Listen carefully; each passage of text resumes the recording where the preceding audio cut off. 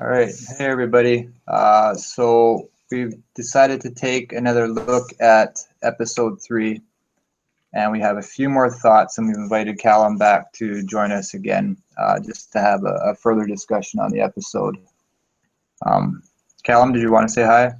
Yeah, so me, MP, and Claire have been talking about it, and there's been a few more thoughts on the episode, so we thought we'd come back and do another discussion. So thanks for having me back. Absolutely. You're Absolutely. welcome. Say hello. Hi, everyone. I haven't got a great deal to...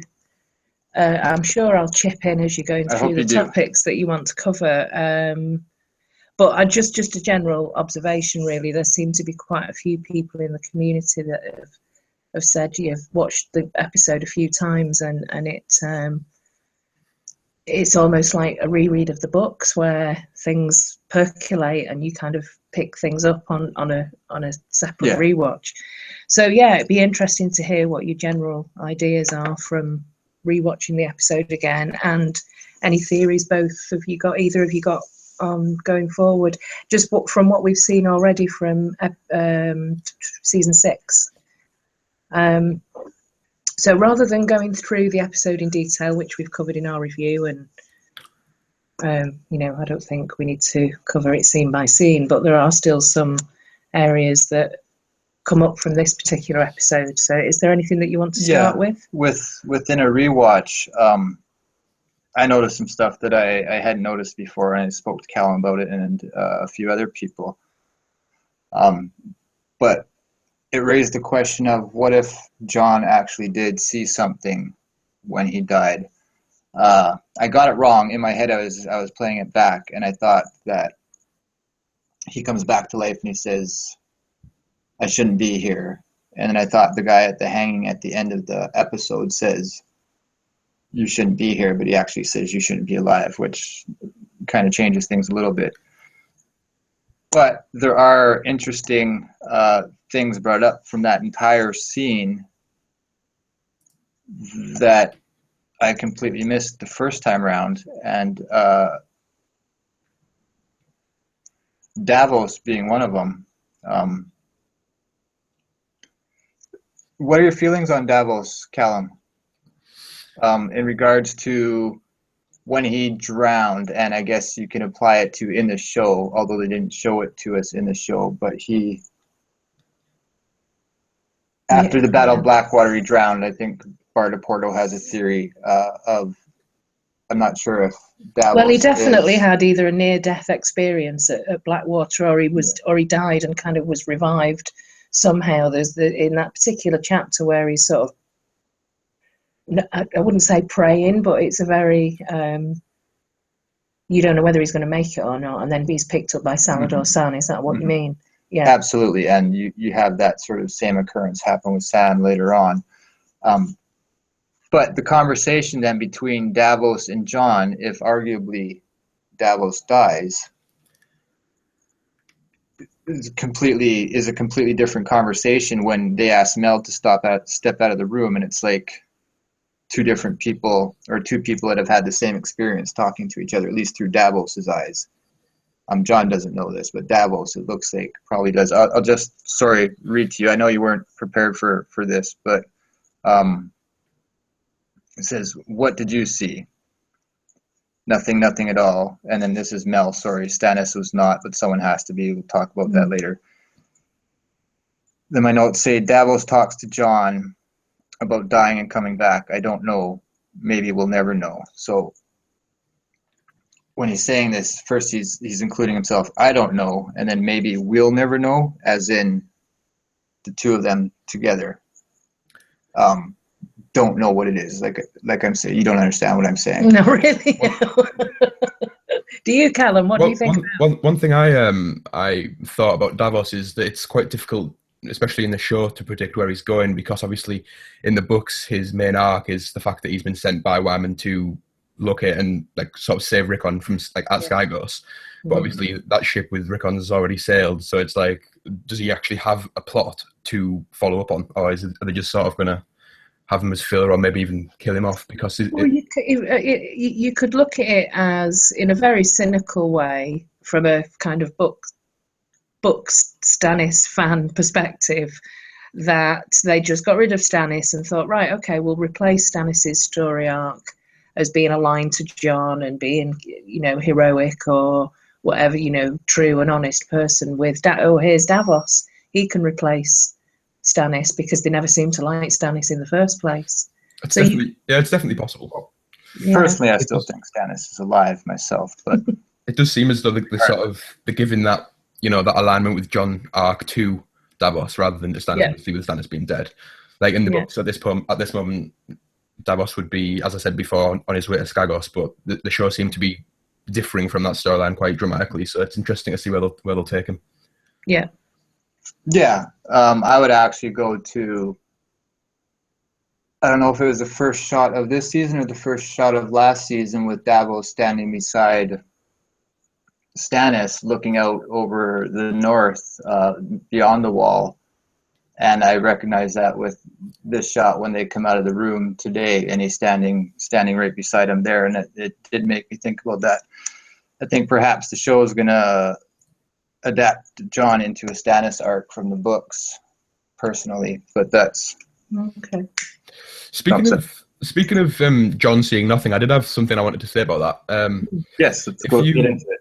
If you recall in the previous discussion we had, I mentioned that I had put the Jon walking into Ghost theory on hold because obviously Jon did declare that he saw nothing.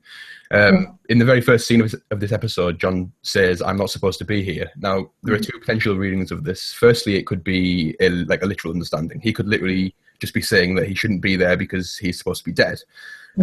However, another reading or minuscule theory that I had was that he could still be in the mindset of actually being Ghost. And when he says that he shouldn't be here, what he's really implying is that he should be in Ghost's body as opposed to his own.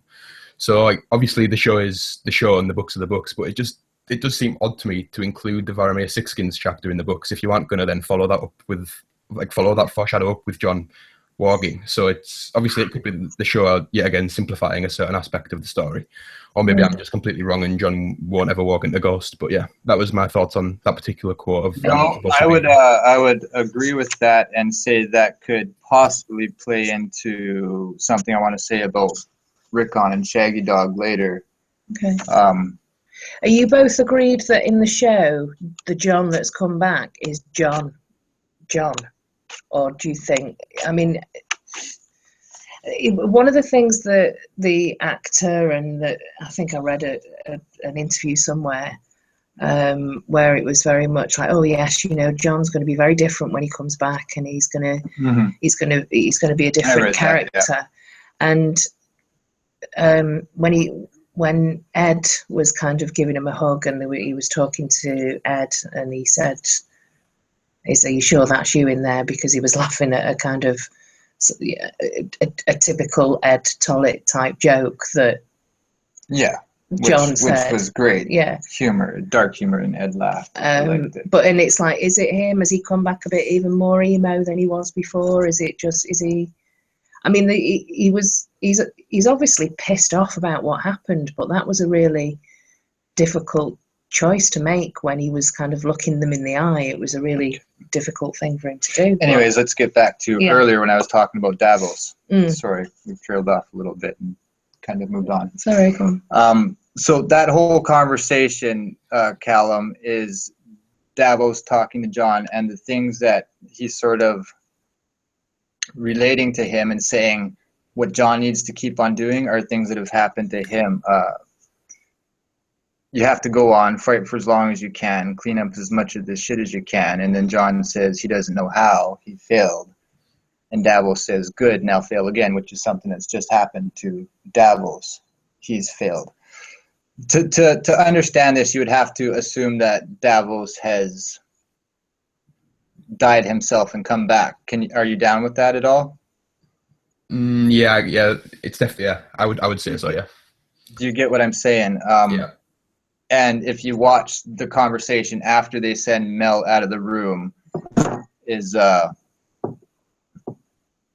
like Davos knows what Jon's gone through, but he's just not exactly saying it outright. It's actually quite interesting, which is something that I wanted to get across to anybody watching. So one thing I do agree with you, but one thing that he did say that could potentially rebut that is that he does say that it's fucking mad. Now, if he'd been through it himself, he's less likely to, in my opinion, say use that descriptive word to use that. It is the way that he said it, and I watched that over and over again, and it also could be.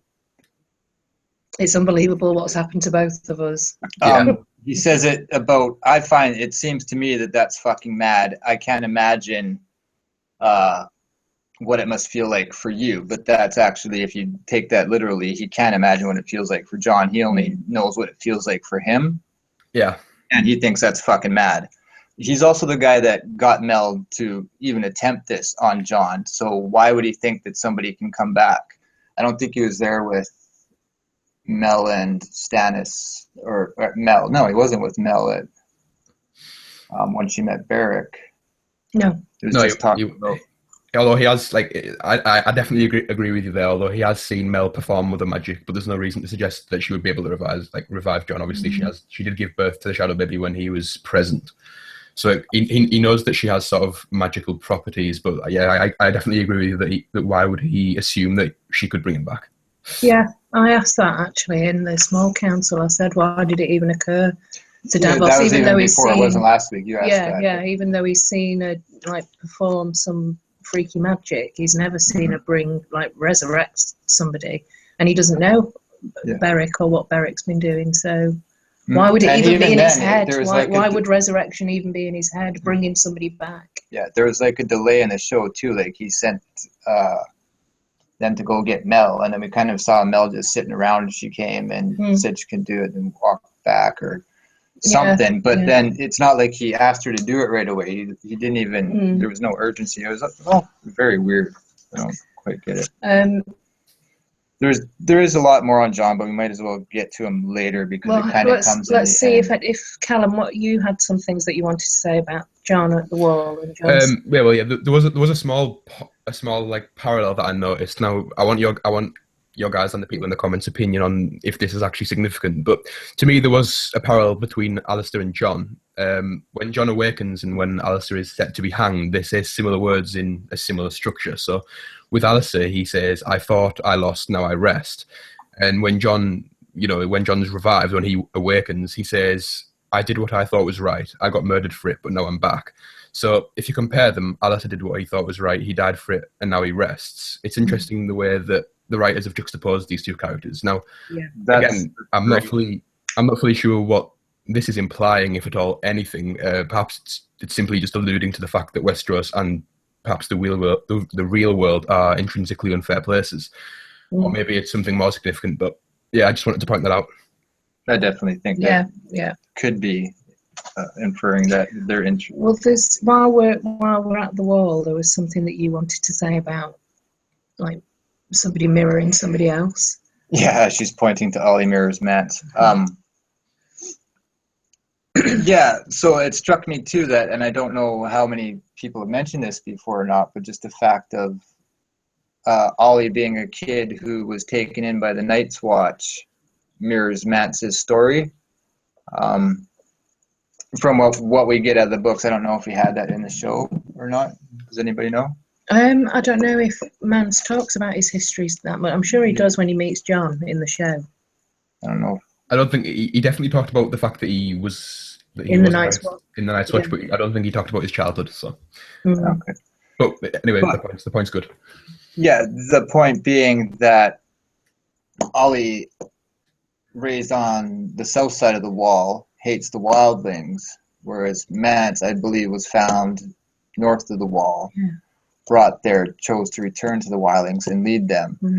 Jon killing him at the end, and there's a lot you can talk about that end scene, which maybe we'll get to later, maybe we'll do it now. Does that ring true with kill the boy, let the man be born? Ooh, yeah. Is Ollie, but it doesn't make sense to me unless Ollie represents somebody else, because metaphorically it's supposed to be kill the boy inside yourself, Jon, and let the man be born. Yeah. But in the show, maybe the Night's Watch killed the boy, And then when Jon was revived, he was the man. So when he was killed and stabbed by his fellow Night's Watchman, he was the boy, but then he awoke as the man. So kill the boy literally, as in the boy had to die for the man to be reborn. Yeah. I do have to give a shout out to a friend of the channel, Omar, who made the observation of Jon swinging the sword as a metaphorical cutting of the umbilical cord, releasing him from the Night's Watch and everything like that. I thought that was pretty cool. On Mother's Day too, so. Yeah. Was there anything else that you wanted to talk about with Jon at the Wall? The last words were all very strange. There's so much I want to talk about Jon as it relates to the Tower of Joy. Even he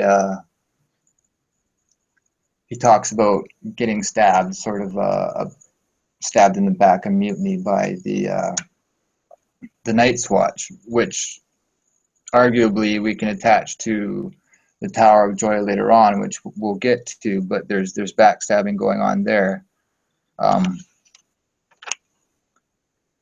Crap, there's so much I want to talk about. Move on. Let's go. Can I just one thing quickly? People have been discussing what Jon might have lost. Because obviously when people are brought back, George has said that whenever someone's revived, they lose a part of themselves. Just going back to my previous point on maybe the boy had to die for the man to be born point. Maybe what he lost was his any childhood he had left, and now he is the man. So now he has to fight for what he was born to do. Honestly, I would argue, and one of the points that I wanted to make is that I think he actually did see something when he died. But if he lost something, I would say it's ignorance, because he's found something out, and he actually, which is kind of something we get all through this episode. But I think he's found something else. So he's lost ignorance. He knows something that I think is perhaps what he's in search of when he's leaving. Is my take. Yeah, maybe it's just the knowledge that he can walk and that he knows that he's got that ability. That's a good point. Yeah. It could be, or it could be, yeah. I mean, there's just going back to what you were saying about Alistair, Calum, with the words that you said at the end about I fought, I lost, and now I rest. And then he said to Jon, but it was basically, it was almost like nobody's lost here and nobody's won, because in fact, if anything, I'm at an advantage because I can now rest. But it's going to be this will be repeating, like an eternal repeat thing. So there's loads of stuff there about mirroring and parallel and cycles of and it just makes me think, is there going to be much more, closing the gap and coming full circle with different characters, particularly in this season? I mean, again, there's so much that I want to talk about Jon there. Again, the last words, like the second person that he sees talking to says, "My mother's still alive in White Harbor. Could you write her? Tell her I died fighting the wildlings." I just find that statement in itself very interesting for the fact that they included that in this episode. I'll leave it at that. Well, it's a reference to White Harbor. It's a reference to White Harbor, so it could be foreshadowing just White Harbor in general. Mm-hmm. I look at it a different way. I also look at it that way too. Okay. Alistair Thorne's words, just I don't even like thinking about him. Actually, I think that's one of the scariest statements I've listened to thinking about this episode in the mindset that I'm doing, and I hate what Alistair Thorne's saying there, but I can't get into it. I can't figure it all out now. But I'm okay. Just scared to dig too deep into it. Let's move on to Sam and Gilly, because I think you've both got something to say about this. It was quite a short scene. Yeah. And a lot of people felt, it's just, it's kind of, this is setting up what's going to happen next. And I heard somebody say, Perhaps one of the reasons that Sam was throwing up so much wasn't just because the sea was choppy, but because he knows he's going to face his father. Oh, that's a really good point. My point actually relates to that quite directly, actually. Yeah. It's actually about the father. So what do you guys make of the promise made by Sam to Gilly? Now, we all know that Sam's father is extremely hard to please. He's a legendary military commander. He demands respect and power. You know, he stripped his own son of his titles and forced him to the Night's Watch because he was too cowardly to fight. Now, this to me implies that Samwell's mother has little to no power in that family, because Sam always claims that his mother was loving and kind and so on and so forth. Yeah. So if she did have any power in that relationship or that house, then she probably would have been able to use that to help Sam stay at Hornhill and not, you know, throw away his life at the Watch. My point is that Sam said that his mother and sister would take care of Gilly and the baby. But with the father making all the decisions, he's surely not going to be happy at the fact that his son seems to have broken one of the Night's Watch vows, and God forbid he actually finds out the true father of Gilly's baby. Yeah. Argument. I always just assumed that he'd be happy that Sam got laid. But that's sort of what I thought Sam would be going there for. That's like his bravado moment, right? Like, well, you know, at least I had sex, Dad.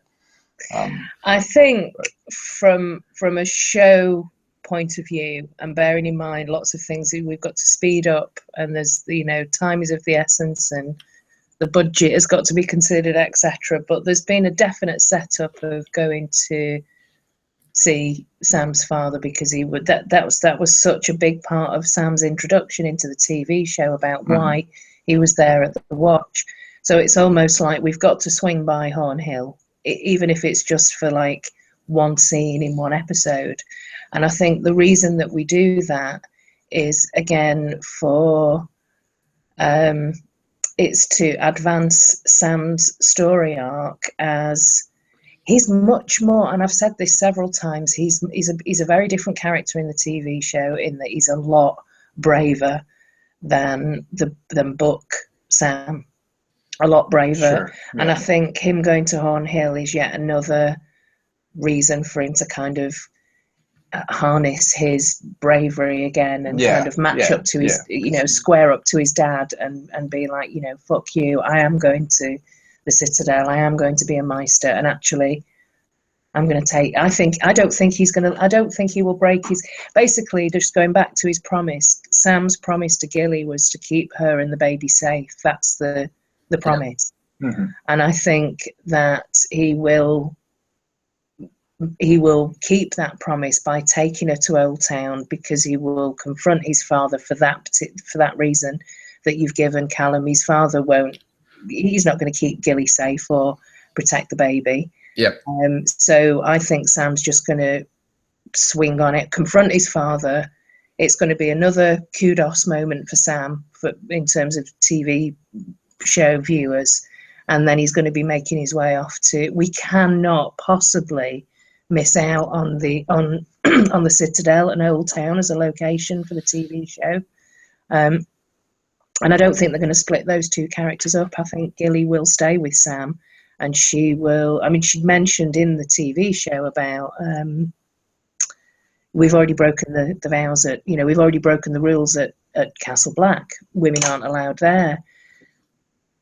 Which I said in the small council, maybe that's foreshadowing for Gilly going to the Citadel with Sam and becoming the Sphinx, basically. You know, so she's in disguise as a novice Maester. How she's going to hide the baby in that scenario, I don't know. But that's another good point. But I just think he's not. I think he will keep her promise, because everybody, Sam's the kind of TV viewers' hero, I think. You know, he wants to be there to help John, and he wants to go back to the Wall and be, you know, help in, like, fight the good fight kind of thing. Yeah. So yeah, there was a couple of interesting things that you had on the Sam and Gilly scene.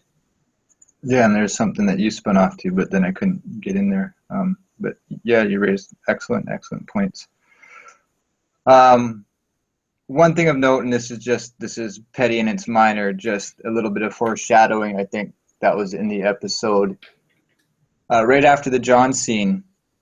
you cut to Sam and Gilly, and this is just other ways to watch the episode and see that they do stuff intentionally. You get like four nooses.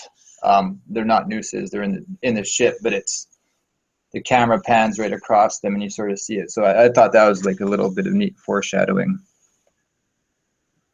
Gilly's arrogance in the way that she talks, and when she's proud, a little bit, actually. She's proud that she's learning stuff and she's out in the world, and I think a lot of people take issue with it. Can't stand Gilly. I liken her to myself, a little bit of arrogance and just being, like I know this and I know that, and I know it's very that was before I could read. That obviously. Was before I could read, obviously. Yeah, I do take pride in actually digging deep into the book, so I thought that was rather funny. The reason we get Sam and Gilly in the books is a baby swap happening in real time. We're actually reading about it as it's happening at the wall with Val's kid and Gilly's kid. So we actually see a baby swap happening. I find it interesting that it's not happening this episode, or not this episode, but in the show, in the TV show. Yeah. But in this episode, we have Vala with a baby getting sent someplace as well, which we talked about earlier. That's like a hybrid of Val, Dala. There's so much going on in that scene, which we'll get to later as well. Just even the way they move around and walk back and forth is really great. But as far as any sort of theories go, I just have the last thing in my notes. There's a lot of different options that you can pick out of that Sam and Gilly scene. Like there's so many. You just you skirted over, but you didn't mention it in detail. The scene when it pans into Sam being sat on the boat, there's actually like 4 pieces of rope that are hanging down behind Sam as you go. This is vengeance, by the way. No, it's just I didn't think you were getting to the point. No, I've already said that. I thought you said you didn't mention that it looked like nooses though for the hangings later on in the episode. You said it was foreshadowing, but you didn't say for what it was. Oh, I thought that would have been apparent. Sorry. I'm just clarifying it. Okay, sorry. She's needed for this. She's absolutely needed for this. Somebody has to make sense of the words that come out of my brain. So, anything else that we want to say on Sam and Gilly? Not yet, no. Okay. I mean, we can always come back. We've got notes all over the place. I thought I had them in a nice, clear-cut order. So my next point actually uses Sam and Gilly. Okay. Sorry.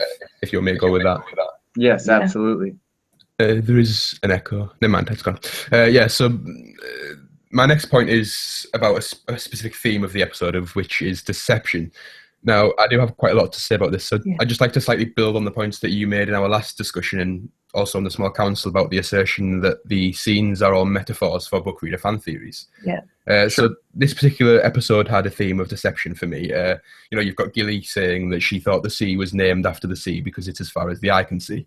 But when she learns how to read, which I believe to be a metaphor for the fact that when us as viewers learn to read between the lines, we see each scene of this particular episode for what it really means and what is actually occurring behind the scenes in the bigger game picture. So this is the same way that Gilly learns the true meaning of sea when she learns to read. So moving on, then we have the Varys interrogation scene. So sorry if I'm cutting forward, but we have the Varys interrogation scene, of which I completely agree with. I think it was James on the small council who said that this is how Varys acquires his little birds. He disposes of the mother and then he's there to comfort and take care of the children or babies, depending on how old they are. In the books, they have their tongues removed, so I would assume that he does that when they are very young. But there's no doubt in my mind that Vala and Dom have been deceived and they are not going to be sailing to Pentos to live happily ever after with their bag of silver. Even if Varys was being genuine and did intend to complete his promise, the fact that he said he had to get an Unsullied to carry the silver to the ship because of how heavy it was proves to me that she wouldn't be able to manage it anyway. It sounds awful, but a defenseless woman and child with a huge bag of silver in a land as unforgiving as the Song of Ice and Fire universe how far would she really get before that silver was taken from her, or worse? It simply just doesn't add up to me. My previous point about the theme of deception is definitely prominent here, as Varys is, in my opinion, deceiving Valar. The question for me is, did we actually see a double deception in play? Did Valar give him accurate information? The problem I have with the answer he was given was the fact of how coordinated the Sons of the Harpy are. It seems unlikely to me that the leaders of Astapor, the wise masters of Yunkai, and the slavers of Volantis, as Valar told him, were like given the orders. You know, that's 3 different governing bodies of 3 different cities that have been able to handily and seamlessly control the Sons of the Harpy. It seems more likely that they are taking orders from someone closer to home. So, yeah, those are my sort of thoughts on the theme of deception for this episode. I thought that was fucking brilliant. Yeah, excellent. Totally love that. One thing I would say is the Vala bag of silver thing does parallel the story about Ned and the fisherman's wife with the bag of silver in the books, right? Or the story that's told about him, sent her away knocked up with a bag of silver. Right. And so, I mean, there's a reason that that's in this episode as well, which is kind of what I was alluding to. Being the Val Dalla, just the red. The other thing, let's talk about the TOJ.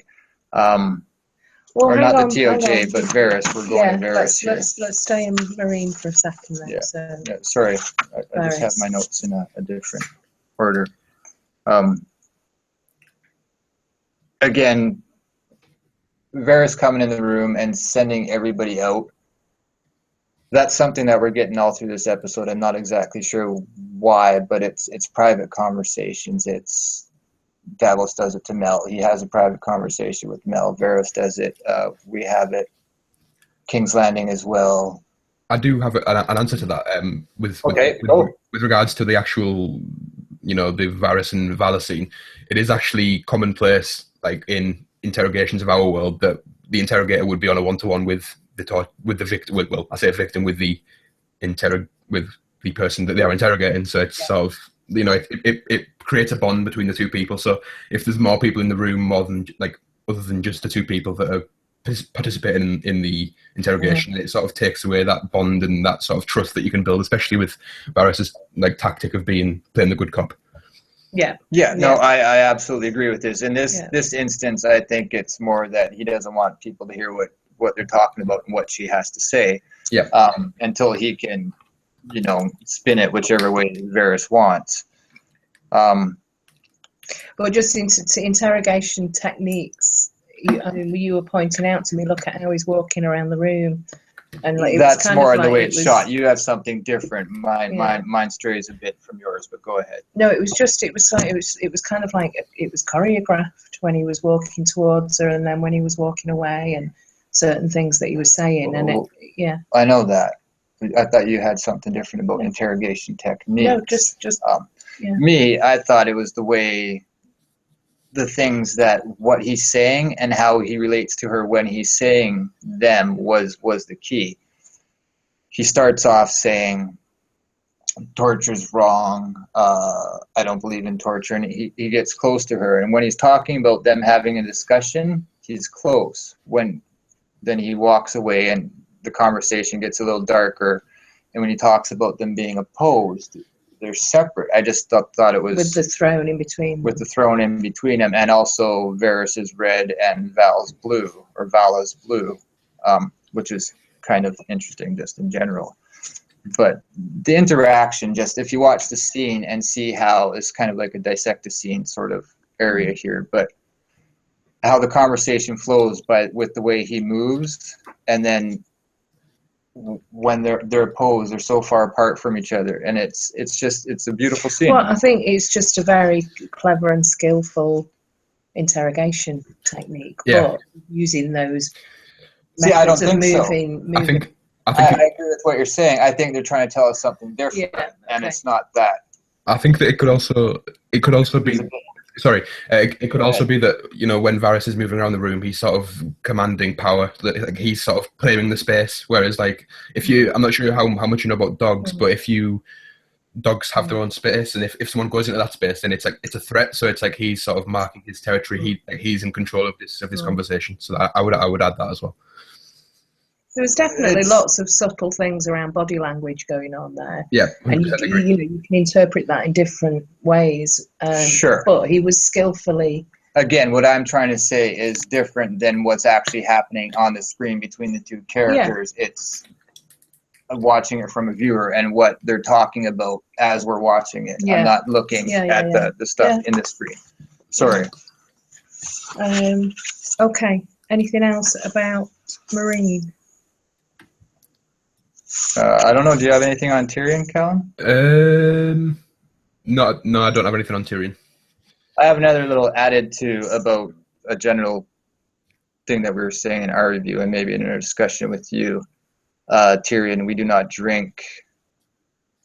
They say that to him, and he says, until you do. It's another play on we do not read until you learn how to read. Sorry. There are current political undertones. That's a different discussion. And where are we now? Kyber and Cersei? Does that work? If you want to, yeah. Unless, Calum, did you say Tyrion? No. Yeah. Okay. Sorry. Well, all right then. Oh, yeah, go with what you've got. What do you have in the notes? You guys I was just thinking about, I know I have. said we weren't going to go through the scene by scene, but there are certain things that you want to say about each area. So is there anything about the Tower of Joy and Bran, Bloodraven, and the scene at the Tower of Joy that you've thought about since you saw the first episode? I know Calum has some stuff there, so go for it. You want me? Yeah, okay. Yeah. So there is actually, in my opinion, a very interesting parallel to the Tower of Joy scene. I'm not sure if you guys remember, but the Tower of Joy is not the first time that Ned's men have died for being aligned with him. In season 1, Ned's men were butchered in the streets of King's Landing by the King's Guard of the Lannisters. Mm-hmm. And then Ned fights the seemingly greatest swordsman alive at that time in Jaime, which is also cut short by foul play when Ned gets stabbed in the back of the leg by one of Jaime's soldiers during their combat. So then if you compare that with the Tower of Joy, you have Ned's men being killed by the King's Guard again, of a different monarch, but still the King's Guard, and that combat's finally ended with Ned fighting the other greatest swordsman in Westeros at the time, with, again, that combat also being cut short by foul play. So I thought that was quite an interesting parallel. It absolutely is. Yeah. That's brilliant. Yeah. I love it. Well spotted. Yeah, well spotted. That's really cool. Was there anything about Bran and Bloodraven? Yeah, I just had a quick point about the facial expressions of Bloodraven. If you watch the Tower of Joy scene back, like whenever you get the chance, when Bran seems to change the course of history by Ned turning around when he perhaps Bloodraven winces. Yeah. The Three-Eyed Crow's face, in my opinion, it turned like sad, almost as if he knew what was going to happen. As if he'd already been there with Bran before. Like it was strange, but there was definitely like a look on Bloodraven's face that wasn't one of happiness. Not only was it sadness, in my opinion, but it was also sort of, I could be reading this completely wrong, but to me it looked like a look of helplessness for a split second just before he takes him back. Like he sort of just stands there and watches it without being able to do anything. If you watch it back. Yeah, no, absolutely. He, I mentioned this, I think, in another conversation. Winces, and it's like why? And sorry, to what you were saying earlier, it seems like he's been there before. He's watched this happen before. Yeah. What are you laughing I'm at? just laughing at something that I do, the Shooting the Shit, that their review that I watch every week. They're hilarious, by the way. STS Enterprises, and they were saying it's kind of like Bloodraven's like he gets he's bored in the cave. And it's like, well, what can I do on a Friday night? I know, I'll go back to the Tower of Joy again, and he's there with his pizza and his beer every Friday night, going back to the Tower of Joy. And which again is another metaphor for reading the books. But he does. He almost like he's kind of like, hang on. This is the bit where Howland Reed comes in, and he's kind of like, he knows exactly. He's been there several times. As he knows the scene. He knows the scene very well. That's fucking brilliant. Yeah, that's really good. To be fair, if I had the power to go there, I'd go there numerous times. Yeah. It definitely looks like he's been there before, which is great, which ties into things that he says later that makes it seem like the gods are working, or it's actually the High Sparrow, the gods are working through the characters. But yeah, it's great. But it's I think it's also the expression on Bloodraven's face when he's watching. I think that's him watching Bran exceed his powers and not quite knowing what's going to happen next. I agree with you. I completely agree with that. He definitely doesn't expect it. I don't know if he doesn't know that it can happen, though. Like, it seems like he realizes that it can happen, but he didn't sort of expect it. Yeah. Like the second happened to him. It's like, oh, shit, I wish he didn't do that. Yeah, my take on that is that he does know what's going to happen. He does know that that's possible, but he just didn't expect that Bran would have that power so soon. Yeah, I agree. Yeah, and I think that we will go back to the Tower of Joy. You can't just leave it hanging like that. No, definitely. Absolutely. I think what will happen is possibly Bran going back there on his own. Yeah, that would be my guess too. To as a demonstration of exactly how far he's come with his powers and how much he's exceeded Bloodraven. But yeah, we'll see. While we're thinking about Bloodraven and Bran and up north, Calum, was there something that you wanted to say about the White Walkers? Yes. So I've got the quote from the episode, which is, "We all understand the way things are," which is said by the Dosh Colleen leader. I just thought this quote to be quite ironic because literally no one in Westeros knows anything. MP, in the last discussion, you made a great point about the fact that when Jon died, he fulfilled the prophecy of knowing nothing because he claimed there was nothing when he died, which I thought was brilliant. I've changed my point now. Yeah, but I liked it anyway. But then I thought that it could also be read from a literal perspective. So when Ygritte says you know nothing, she was correct. Like Jon, even the Lord Commander of the Night's Watch, former Lord Commander, but even the man who's been face to face with the White Walkers knows absolutely nothing about the others' morals, goals, power, and so on and so forth. So I thought it was quite interesting the way that we all know that we all understand the way things are is just completely ironic. Yeah. I'm just gonna have you speak for me all the time, Calum. It's awesome. Sorry, I'm gonna let you say your points. Great, love it.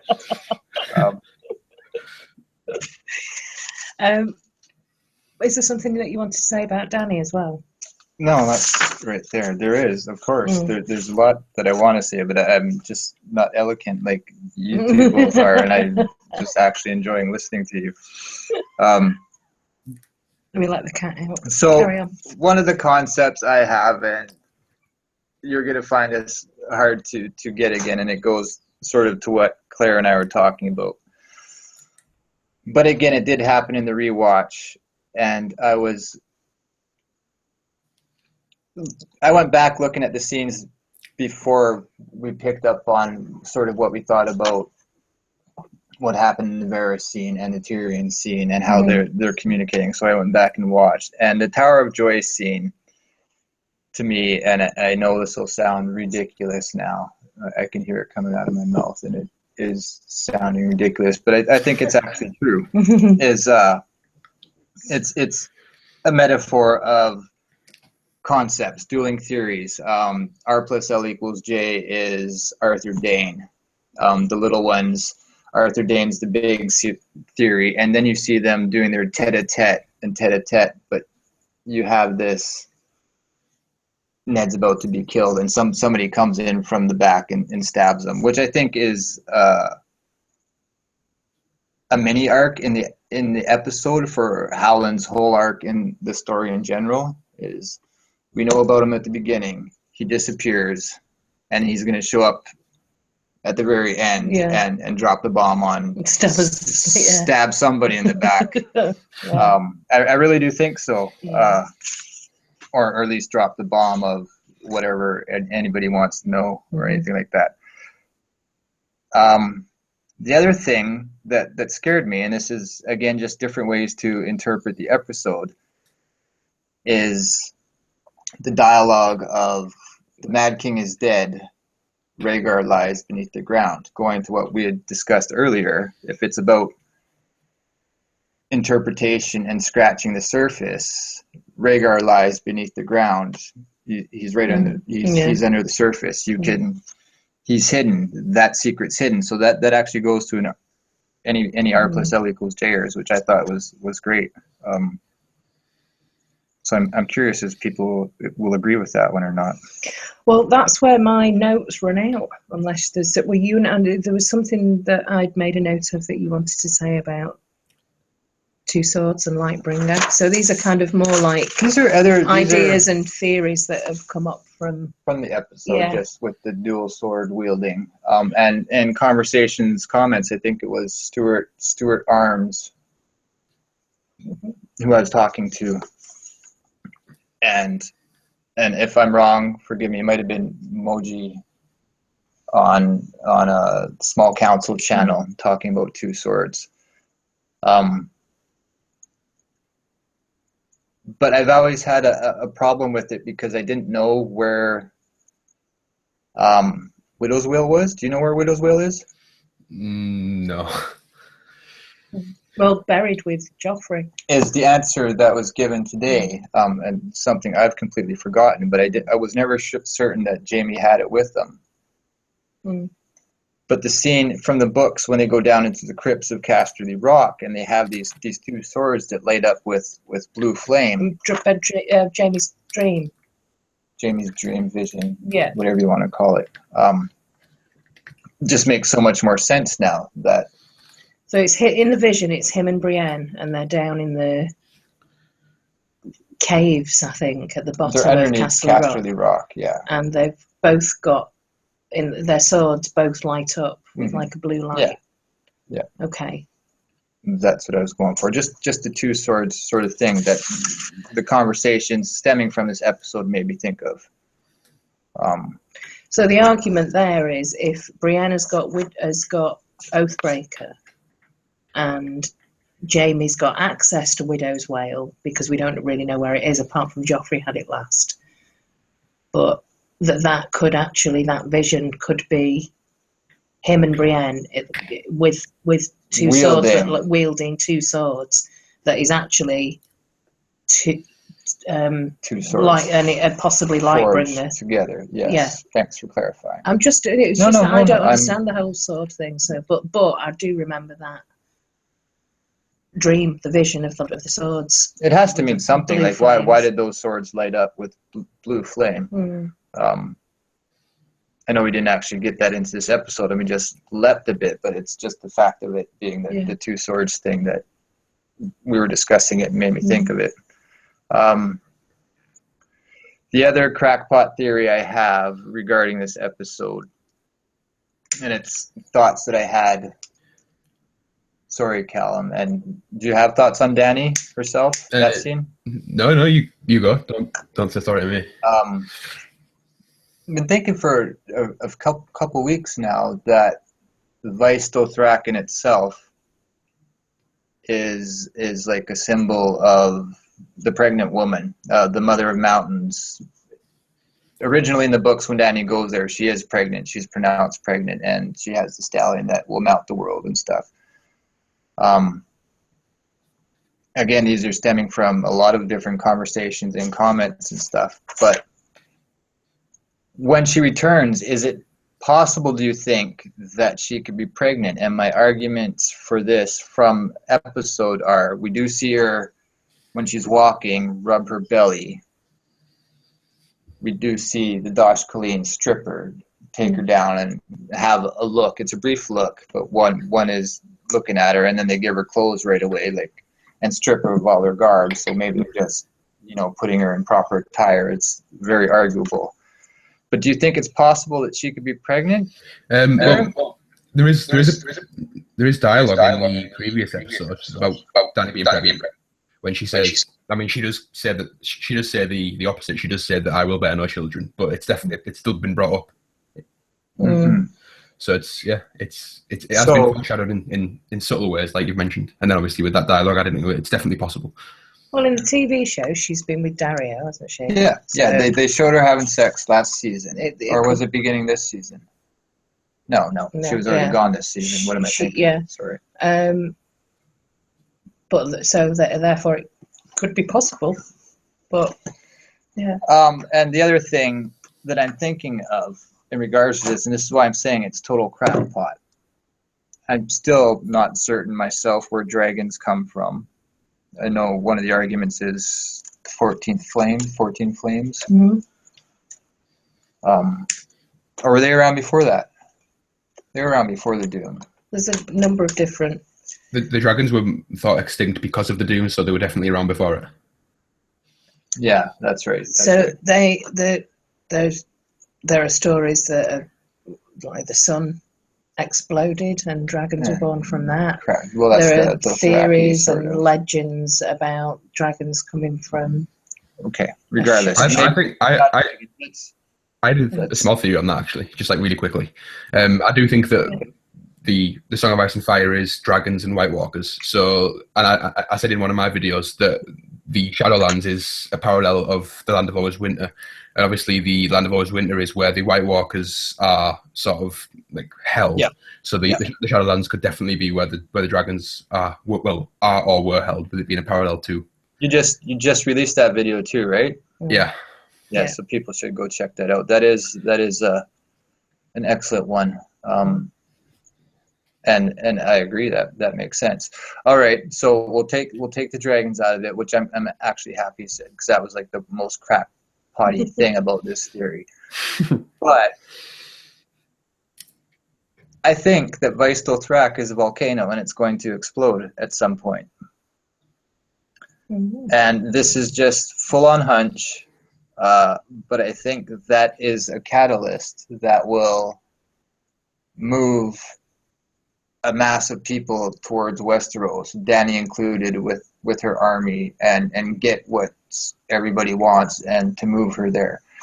So Mother of Mountains, just let's say it's pregnant and it's about to erupt, it's about to give birth, and it's going to be a volcano, and you will get a different version of the Field of Fire on the Dothraki field with the ghost grass. That's actually a brilliant theory, to be honest. I've never actually thought of that. That's really interesting. I commend you on that thought. I think so. I actually quite like it. I do like that. I think Dany's possibly pregnant there herself, and it's just a hunch and complete crackpot, but I'm sticking with it. We do need some fucking reason for Dany to go to Westeros because she's putting it off so far. Hell yeah. I don't know whether she's going to go back to Meereen, whether she's going to go to who knows what's going to happen with Dany in the TV show by the end of the season. I think Meereen's a lost cause at this point. Yeah.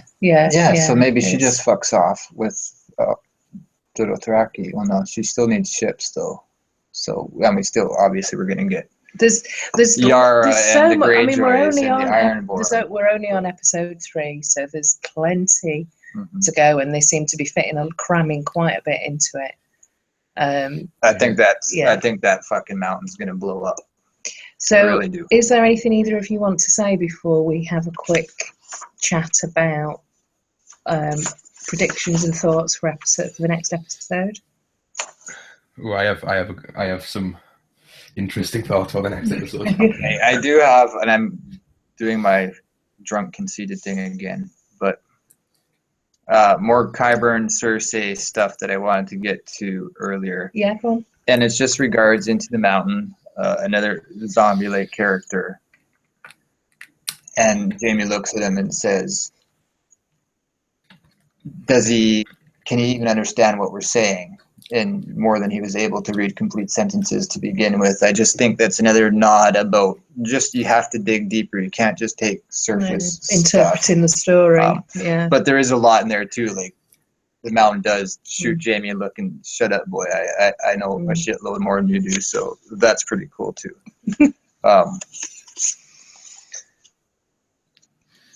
Yeah, and don't know which way that goes. Okay.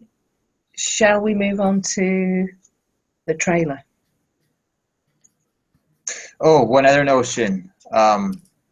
Small council meeting and the references to the Queen's imprisonment by Lady Olenna. I apply it to Dany. She's being imprisoned at the moment. She's captured. That was just another notion. I think we're getting ice and fire both in this, so we get Jon and we get Dany on all sides through this episode, which is that really actually cool. leads into episode 4 because there is a very, very quick clip. I'll just run through it. Nice segue. Calum, thank you. I'll run through it. So very briefly, this is what we see. We see Sansa, Brienne, and Pod looking like they're arriving at a castle, a northern castle. There's a scene with Littlefinger, Sweet Robin looking older, and it looks like. Did you say it was Bronze John? Jon Royce, yeah. Yeah, Jon Royce.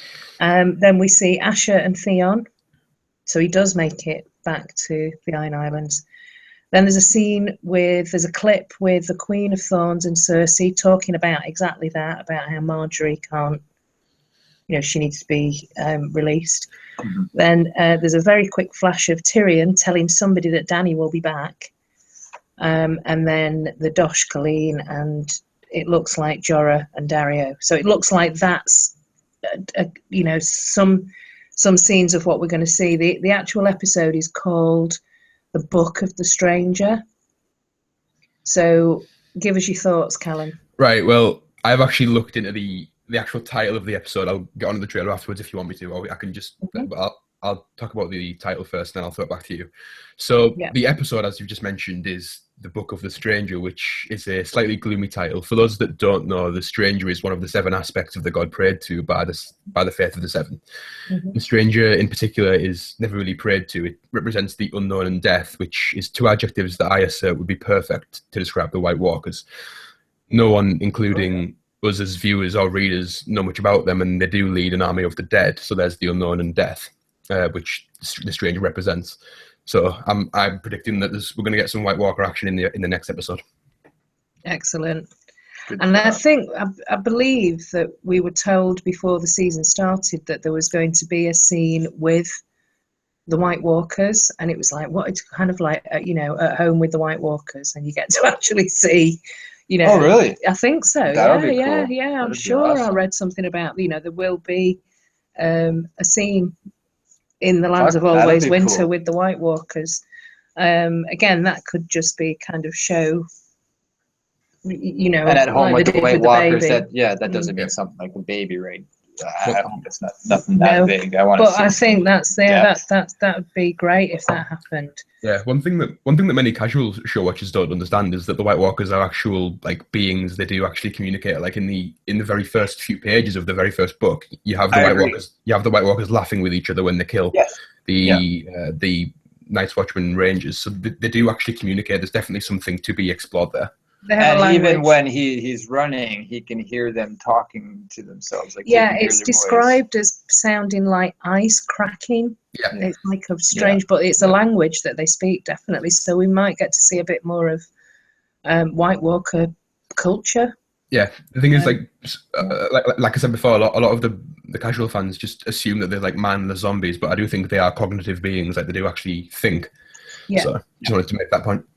I agree with that point. Yeah. Well, they don't show everything in the trailer, obviously, and we just get tiny little flashes of things put together. But I haven't watched it, by the way, I- so it's all you two. Okay, I think that what we probably will see, but we don't see in the trailer, is more of Arya, because that, the Stranger and Death and Book of the Stranger just makes me think of Arya. I think it reminds me of the Hound and the Hound's horse. Mm-hmm. The Stranger. The Hound's horse is called Stranger, so maybe this is the episode where we get to go to the Quiet Isle and see. I think that's episode 7, because episode 7 is Episode called 7. the Brook. Did that too. We watched your yeah. video, and I was like, And but, I think it's actually only one scene that Ian McShane has said he's only in. No, it might be more than one scene, but it's definitely just one episode. Yeah. So maybe it's not. Yeah. Okay. Because So episode 7 is called The Broken Man, which is the speech that is given by Ian McShane's character. So I'm assuming. well, in that case, definitely it'll be that one. But I think Arya, because she's always kind of represented at the Stranger. Well, Maybe. you should see Arya again, shouldn't you? I'm happy that Jon isn't listed here. I'm glad that we don't see him. He walked out and he's disappeared for a day. We have a bit of a break, maybe, from that. Where do you think Sansa and Brienne and Pod are arriving? Well, with regards to the first clip in the trailer, Sansa's head does, like, it looks wet and drained of colour, which suggests that obviously they're still in the Arctic conditions of the north. Yeah. So I do think that the gates sounded identical to those of Castle Black. Obviously, the other strongholds could have the same gates, but I do think that is Castle Black that they are visiting. I would love that though. To see It would Sansa and be- Jon interact. Well, Although and Rickon, he's gone now. Yeah, Fuck. but it could be that later on, like it's only episode 4, we might be in a couple of episodes down the line. It could be that Jon. Yeah, but that's is Arya in- looking for her mom and it being snatched away from I'm not her. talking all the about time. Arya. I know. I'm talking about Jon joining the Wildlings Mhm. to fight Ramsay and the Boltons at Winterfell, and if Sansa's there as well with Rickon, Which is it what could I'm potentially be Jon, Sansa, and Rickon. Which is And- what I'm saying. It's too much like that. Arya's about to get to that point, and then she gets pulled away from Yeah, it, pulled maybe. away from it, pulled Yeah. away from it. I don't see it happening. I didn't go that far actually. I just presumed that she would be turning up at like one of the Northern Lords, and In episode 2 of this season, in episode 2, Theon did say that he would take her to Castle Black. So that kind of shows that they were going in that direction. yeah, maybe. Mhm. But it definitely could be like just another random northern stronghold. I mean that could be. Did you say you thought the gates looked the same? like Castle Black? I thought the gates sounded exactly the same. Like when the gates open in the trailer, you hear Oh, okay, very gotcha. vividly hear the noise of the gates, and they Definitely definitely looks sounded like Castle Black. They're in the north, definitely.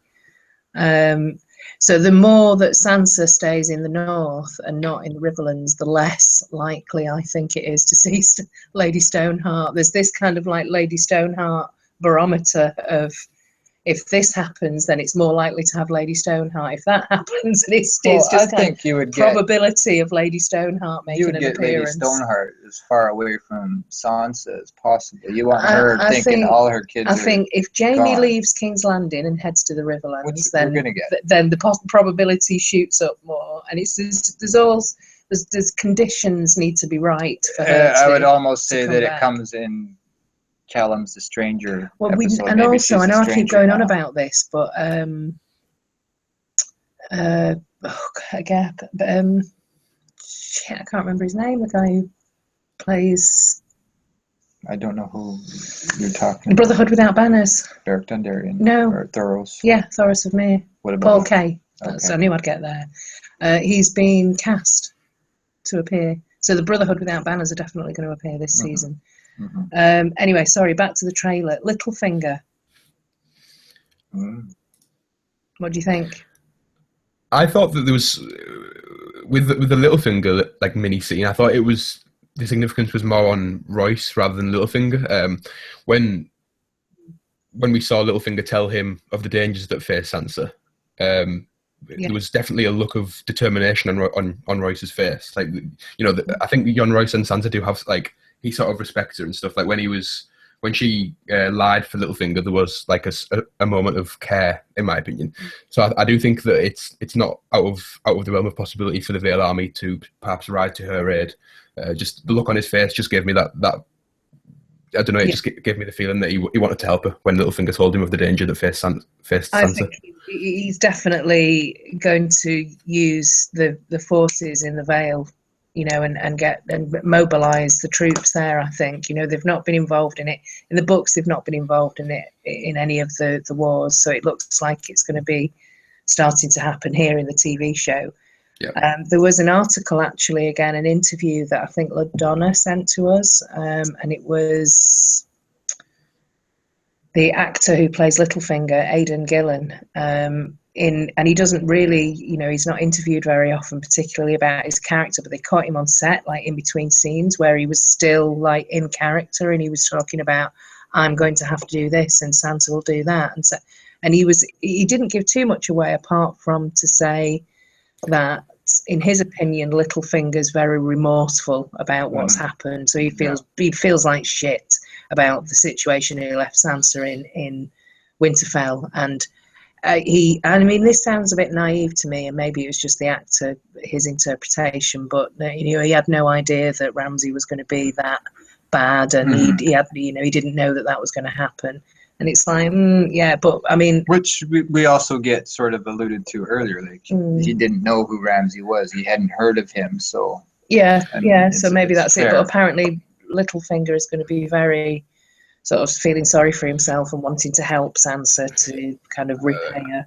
I would have 2 points to that. Firstly, they kind of contradict each other, my points. But basically, firstly, my perspective on Littlefinger's character is that he isn't really the remorseful type. However, his character does change when Catelyn Stark's involved. So with Sansa being a projection of Catelyn, then he may actually change character, like change his character traits and actually be remorseful because of that. Definitely his Achilles heel.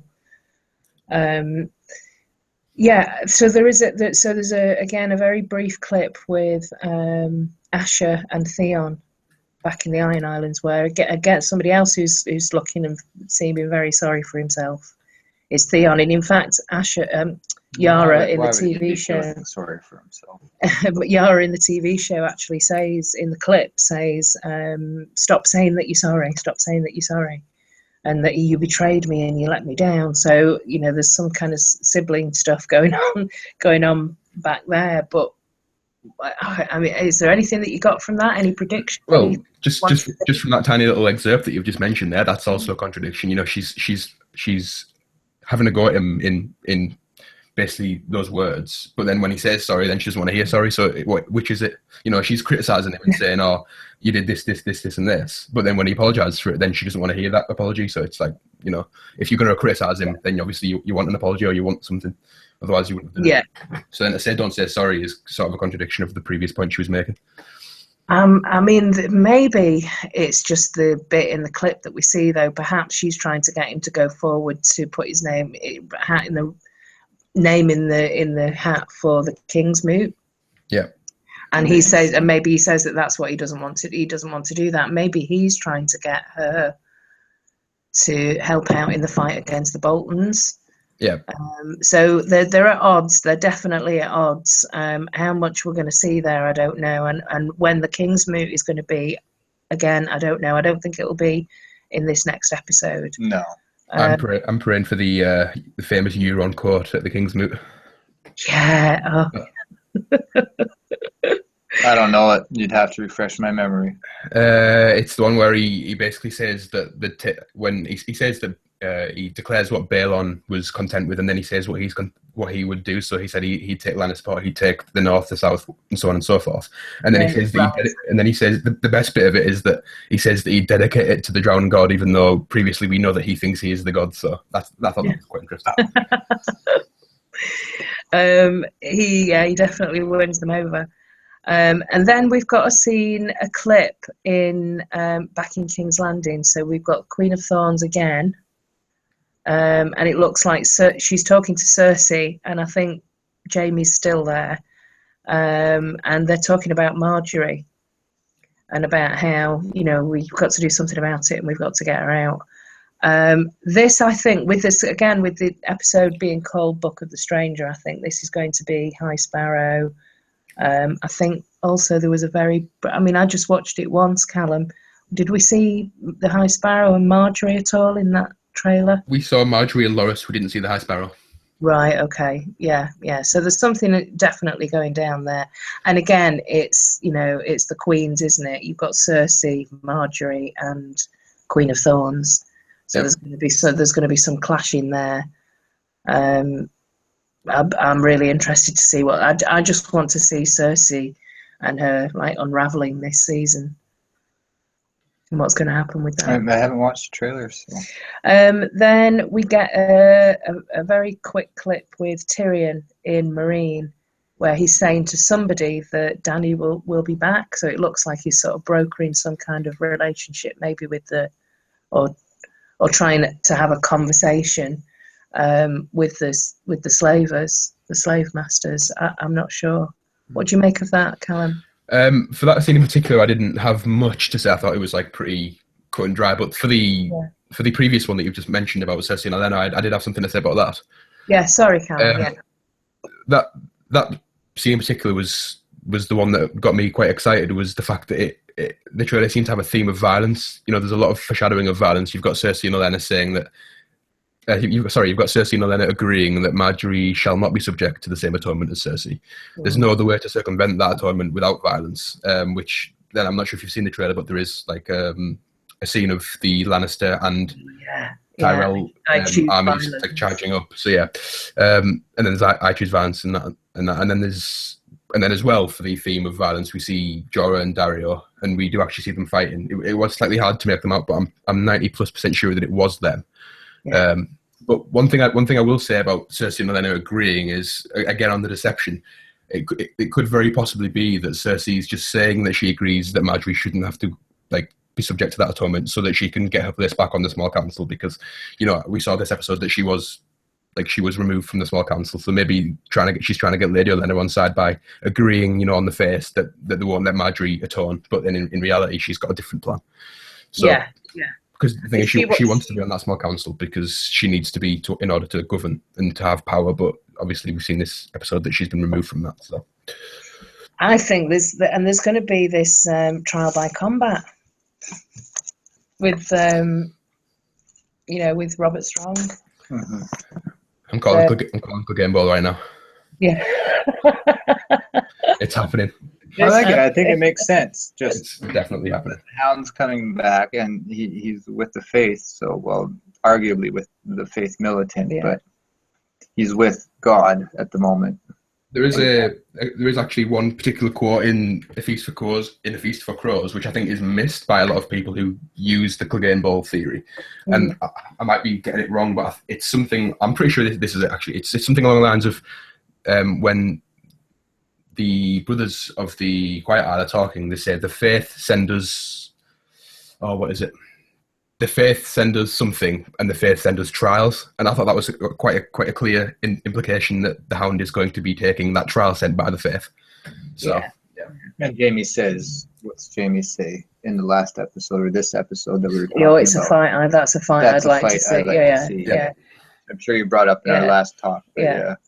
And also, Cersei, in that exact same scene that you guys just mentioned, she does say that the Mountain will only have to fight one. When Jamie says he'll just send him in there and kill everything, Cersei replies with he'll only have to fight one, implying the trial by combat.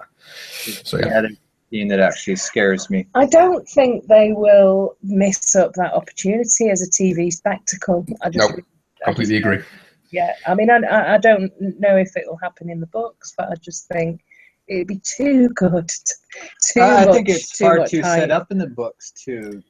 I think in the books the character arc of Sandor Clegane being the Gravedigger is a fantastic ending. Sorry if I cut you off there, MP.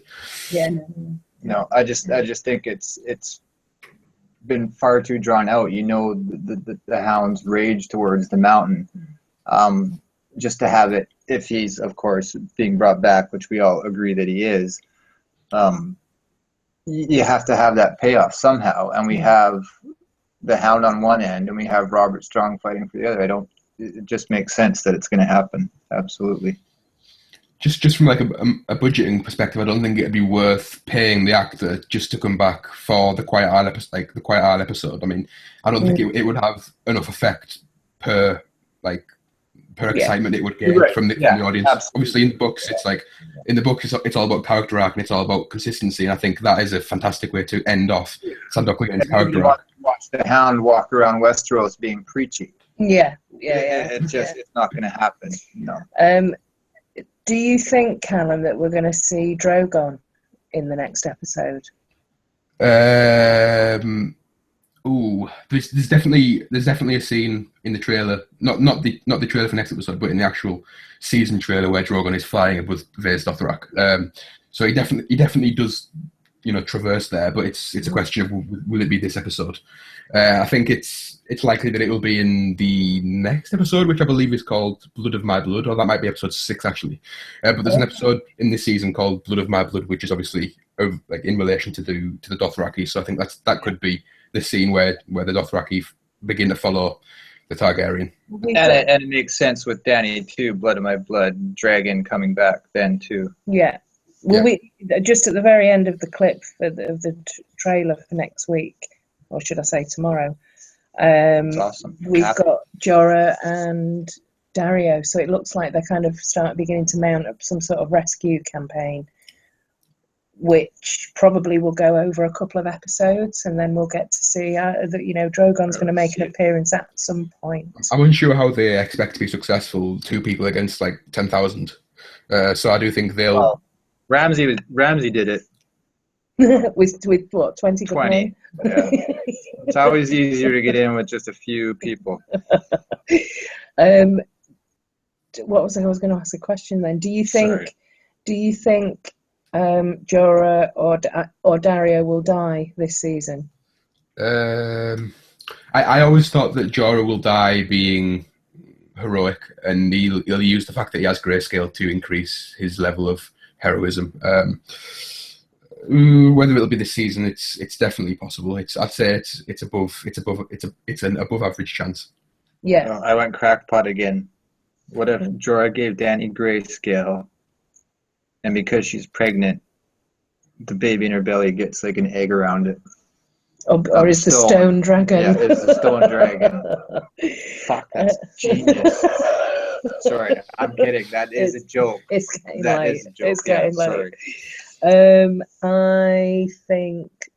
I think that Jorah's going to survive longer than this season. I think he'll go, and I think he will. I think similar to you, Calum, he'll do something heroic to help Dany before he goes. We have to see the outbreak if there is one. I think Dario might die though this season. Before Jorah dies is all I'm saying. Yeah. We have to see some sort of significance of it before Jorah dies. Of him having grayscale. Yeah. Okay. Well, is there anything else either of you wanted to say before we? I have so much up? more still. I just can't speak. Late. I wish I was like YouTube. Sucks. But thank you for coming, Calum. It was great. It's my pleasure. I'm always happy to come and on your channel do a discussion with you guys. Excellent. With her. Well, we will see everybody next week when we do our review for episode 4. That's gonna be good. Check out Calum's channel. He's got some great little theories and thoughts and ideas, and certainly makes you think and gets you thinking about some of the questions around some of the big topics that we've been tackling. It's always good to get a fresh perspective as well. And was there anything that you wanted to say? I was going to say, Calum, and anybody watching, let us know that if the links aren't working, let us know, because somebody did say that they were trying to get to your channel, but it didn't work. But you checked it; it didn't seem to work. But yeah, I don't know I'm not sure what that was. The link to Calum's channel will be in the description box. Yeah. Do you want to say anything about this little milestone? Yeah, not really. I did hit 1,000 subs, I think, while I slept last night. So I'll probably do some sort of video on that at some time. But it gets to like 999 and he was going, don't you subscribe? Don't you subscribe? That was the video that I wanted to make. I was telling her, I was like, I got to make a video before subscribe. Don't fucking do it. Don't do it. Don't do it. And then I was counting down. I was like, I don't think we're going to have enough time. I don't think we're going to have enough time. I can unsub if you want to make it 999. I think a few people have already, especially after my performance just now. But thank you everybody who has, and yeah, I'll probably do a video. I'm not doing this so much to get subs or things like that. I just like to talk and have discussions, even if they're really fucking bad on my part. But no, you've got some great ideas. I know I do. I know what they are.